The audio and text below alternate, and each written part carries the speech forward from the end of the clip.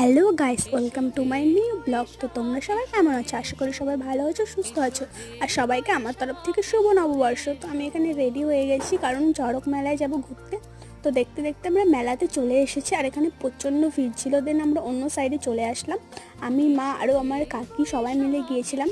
তো এখানে চড়ক ঘোরাতে অনেকটাই দেরি হবে, অনেকটাই রাত হবে। তো ফার্স্টে এখানে দেখাচ্ছিল ম্যাজিক খেলা। তো একটা লোক চোখে কাপড় বেঁধেছিল লবণ দিয়ে, এটা কি সম্ভব আমি জানি না, তোমরা একটু কমেন্টে বলো।